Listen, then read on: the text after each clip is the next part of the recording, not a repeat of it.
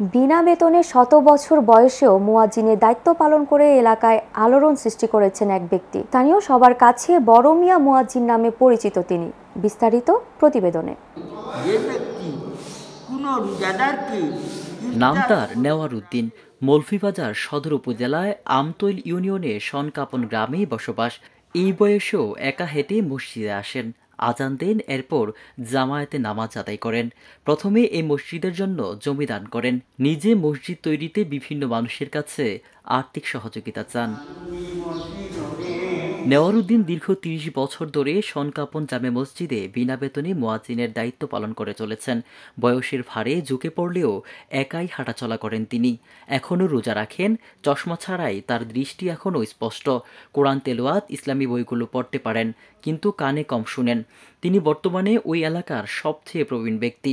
সবার কাছে তিনি বড় মিয়া মুয়াজ্জিন নামে বেশ পরিচিত।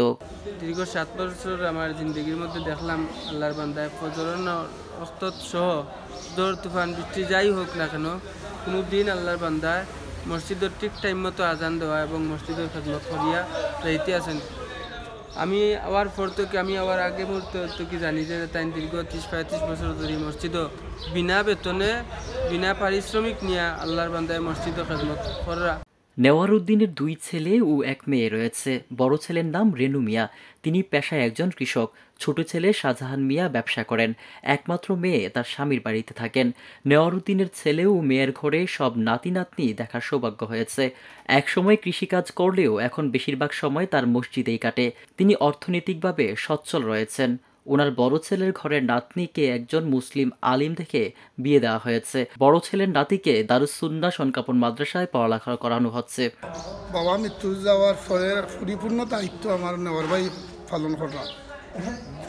লম্বা হায়াতি মানুষ আল্লাহ যেন আরো লম্বা হায়াত রাখেন, আল্লাহর কাছে আমরা আশাবাদী। মুয়াজ্জিন নেওয়ারউদ্দিনের ইচ্ছা মৃত্যুর পর তার নাতি যেন ধর্মীয় কাজ চালিয়ে যায়। জীবনের শেষ বয়সে বেশিরভাগ সময়ই তার কাটে আল্লাহর ইবাদতে। বাকি জীবনটা ইবাদত ও মসজিদের খেদমত করেই কাটাতে চান তিনি। মৌলভীবাজার থেকে রাজন হোসেন তৌফিকুলের রিপোর্ট, আমার বার্তা।